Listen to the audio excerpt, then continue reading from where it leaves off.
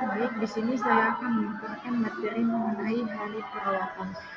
Sebelum itu, perkenalkan nama saya Wisnu Dewarko dengan NIM 10202401. Lama hari rawat. Lama hari rawat merupakan indikator penting dalam menilai efisiensi dan mutu pelayanan rumah sakit. Semakin lama pasien dirawat, semakin besar beban biaya dan sumber daya yang digunakan. Faktor-faktor seperti jenis penyakit, keparahan kasus, serta kualitas layanan mempengaruhi lamanya hari rawat. Contohnya, pasien stroke, hemoragik, atau pasien ICU umumnya memerlukan rawat lebih lama dibanding kasus ringan. Penelitian menunjukkan lama rawat berhubungan dengan tingkat kecemasan keluarga pasien dan efektivitas terapi rumah sakit. Hari perawatan atau Inpatient Service Day adalah satuan pengukuran layanan yang diterima pasien rawat inap dalam periode 24 jam. Ciri-ciri utamanya itu pertama dihitung per 24 jam antara dua waktu sensus pada jam 1 sampai jam 12. Kedua, pasien yang masuk dan keluar di hari yang sama tetap dihitung satu hari perawatan. Kedua, hari cuti pasien tidak dihitung. Satu unit hari perawatan tidak dibagi ke jaman, dan perawatan mencerminkan beban kerja rumah sakit dan tingkat pemanfaatan tempat tidur. Periode 24 jam adalah waktu antara dua sensus berturut-turut, misalnya sensus pada pukul 1 tanggal 1 Januari 2018 dan sensus pada pukul 1 pada 2 Januari 2018. Periode pelaporan 24 jam biasanya dimulai pada pukul 1 dan berakhir pada waktu tengah malam atau pukul 12. Pasien masuk dan keluar rumah sakit pada hari yang sama dihitung sebagai satu hari perawatan. Nah, di sini ada beberapa hal penting mengenai hari perawatan. Yang pertama, satu unit hari perawatan biasanya tidak dibagi atau dilaporkan sebagai pecahan hari. Kedua, tanggal masuk dihitung sebagai hari kerja rawat inap, sedangkan tanggal keluar tidak dihitung. Ketiga, hari-hari pasien tidak menempati tempat tidur karena cuti tidak dihitung, karena pasien tidak ada pada waktu sensus. Cuti hari libur adalah pasien yang tidak ada saat sensus dilakukan. Hal ini terjadi setelah pasien masuk dan sebelum keluar rumah sakit, karena diberi cuti resmi dari fasilitas kesehatan. Jika terjadi suatu hari tidak dianggap sebagai cuti dalam menyusun statistik. Perhitungan hari perawatan. Hari perawatan dihitung dari jumlah pasien yang dirawat pada saat sensus ditambah pasien yang masuk dan keluar di hari yang sama. Contoh perhitungannya yaitu jumlah pasien awal ditambah pasien masuk dikurang dengan pasien keluar ditambah pasien masuk dan keluar hari yang sama dengan total hari perawatan harian. Total hari perawatan atau total inpatient service days adalah jumlah seluruh hari perawatan selama periode tertentu, atau harian, bulanan, tahunan. Contoh perhitungan bulan Juni yaitu jumlah seluruh hari perawatan harian dijumlahkan misalnya total 2099 hari. Di sini ada tabelnya kawan-kawan, bisa kita lihat sendiri. Rata-rata hari perawatan atau average inpatient service days atau rata sensus pasien menggambarkan rata-rata jumlah hari perawatan per hari dalam periode tertentu. Rumusnya itu total hari perawatan dibagi dengan jumlah hari dalam periode. Contohnya total HP Juni sama dengan 2009 dengan rata-rata maka sama dengan 70 per hari. Pasien transfer.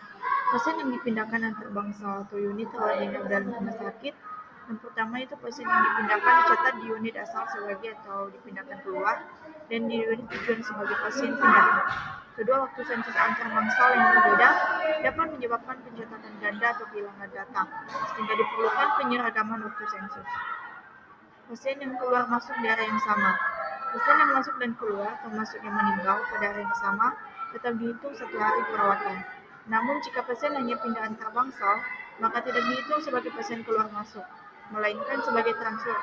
Kasus ini penting untuk akurasi perhitungan lama dirawat atau loss dan hari perawatan (HP).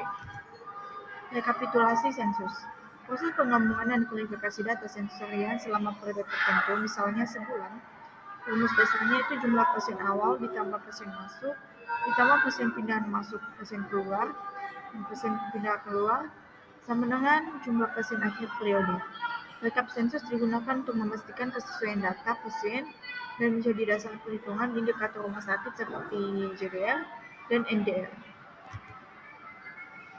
Di sini beberapa kasus, yaitu kasus pertama, seorang mahasiswa manajemen informasi kesehatan sedang mempelajari cara menghitung hari perawatan di rumah sakit. Dalam tugas praktiknya, ia mendapat data ruang rawat bulan Mei dengan jumlah pasien awal bulan sebanyak 30 orang.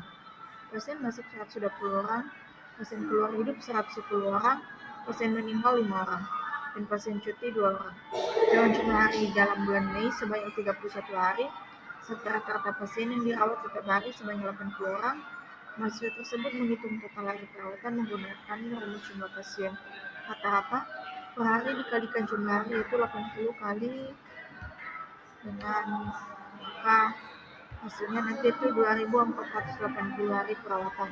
Nah, dari hasil perhitungannya, ia memahami bahwa total hari perawatan mencerminkan banyaknya tempat tidur yang terpakai selama periode tersebut dan menjadi dasar penting dalam menilai tingkat pemanfaatan tempat tidur di rumah sakit.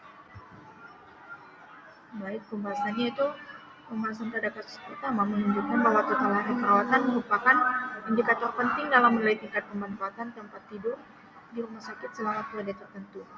Dari hasil perhitungan sebesar 2480 hari perawatan, dapat disimpulkan bahwa ruang rawat tersebut memiliki tingkat penggunaan tempat tidur yang cukup tinggi karena setiap hari rata-rata terdapat 80 pasien yang dirawat. Nilai ini menggambarkan beban kerja tenaga kesehatan serta kebutuhan sumber daya seperti obat medis, dan logistik yang harus disediakan setiap hari. Selain itu, data hari perawatan juga berperan penting dalam menghitung indikator lain seperti BOR yang menunjukkan persentase keterisian tempat tidur. Dengan memahami konsep ini, mahasiswa manajemen informasi kesehatan dapat menilai efisiensi pelayanan dan membantu pengambilan keputusan dalam perencanaan kapasitas rumah sakit. Baik, kasus kedua, seorang mahasiswa manajemen informasi kesehatan sedang mengerjakan tugas tentang analisis data pelayanan rawat inap, khususnya mengenai rata-rata lama hari perawatan pasien atau average length of stay. Dalam kasus yang ia pelajari, tercatat sebanyak 200 pasien keluar hidup dan 10 pasien meninggal. Dengan total hari perawatan selama periode tersebut sebanyak 2.100 hari, mahasiswa tersebut kemudian menghitung ALOS menggunakan rumus total hari perawatan dibagi jumlah pasien keluar atau hidup dan meninggal, yaitu 2.100 dibagi 210, maka hasilnya 10 hari. Dari hasil tersebut, dia menyimpulkan bahwa rata-rata setiap pasien dirawat selama 10 hari. Melalui perhitungan ini, mahasiswa tersebut memahami bahwa itu menjadi sebuah indikator penting untuk menilai efisiensi pelayanan rumah sakit, karena semakin lama pasien dirawat, semakin besar pula sumber daya yang digunakan dan kapasitas tempat tidur yang tersita. Pembahasan pada kasus kedua menunjukkan bahwa hasil perhitungan average length of stay sebesar 10 hari memberikan gambaran tentang rata-rata lama pasien dirawat di rumah sakit sebelum pulang atau meninggal dunia. Nilai ALOS ini mencerminkan tingkat efisiensi pelayanan dan kualitas manajemen perawatan pasien. Jika rata-rata hari perawatan terlalu lama, hal ini dapat mengindikasikan adanya keterlambatan dalam proses penyembuhan, keterbatasan sumber daya, atau manajemen klinis yang kurang optimal. Sebaliknya, jika terlalu singkat, bisa berarti pasien dipulangkan terlalu dini tanpa pemulihan yang cukup. Oleh karena itu, mahasiswa manajemen informasi kesehatan perlu memahami bahwa ALOS bukan hanya angka statistik, tetapi juga alat penting dalam mengevaluasi efektivitas pelayanan rumah sakit dan dalam perencanaan kebutuhan tempat tidur serta sumber daya kesehatan. Kasus ketiga, seorang mahasiswa manajemen informasi kesehatan sedang melakukan praktik perhitungan indikator pelayanan rumah sakit, khususnya mengenai rata-rata perawatan per hari. Dalam data yang ia analisis, diketahui total hari perawatan selama 1 bulan sebanyak 2.100 hari, dengan jumlah hari dalam bulan tersebut 31 hari. Mahasiswa tersebut kemudian menghitung rata-rata hari perawatan per hari menggunakan rumus total hari perawatan dibagi jumlah hari, yaitu 2.100 dibagi 31, maka hasilnya 67,7 atau dibulatkan menjadi 68 pasien per hari. Dari hasil tersebut, dia menyimpulkan bahwa setiap harinya terdapat rata-rata 68 pasien yang dirawat di ruang tersebut. Melalui perhitungan ini, mahasiswa memahami bahwa rata-rata hari perawatan per hari merupakan indikator penting untuk menggambarkan pemanfaatan tempat tidur dan membantu rumah sakit dalam merencanakan kebutuhan tenaga serta sumber daya pelayanan harian. Pembahasan pada kasus ketiga menunjukkan bahwa hasil perhitungan rata-rata hari perawatan per hari sebesar 68 pasien menggambarkan tingkat pemanfaatan tempat tidur di rumah sakit selama periode tertentu. Angka ini penting untuk menilai seberapa optimal kapasitas ruang rawat digunakan setiap harinya. Semakin tinggi rata-rata pasien yang dirawat per hari, semakin besar pula beban kerja tenaga kesehatan dan kebutuhan logistik yang harus dipenuhi. Sebaliknya, jika nilainya terlalu rendah, hal itu dapat menunjukkan adanya tempat tidur kosong yang tidak dimanfaatkan secara efisien. Oleh karena itu, mahasiswa manajemen Fakultas Kesehatan perlu memahami bahwa analisis rata-rata hari perawatan per hari membantu rumah sakit dalam mengatur perencanaan operasional, menyeimbangkan ketersediaan sumber daya, serta meningkatkan efisiensi pelayanan rawat inap.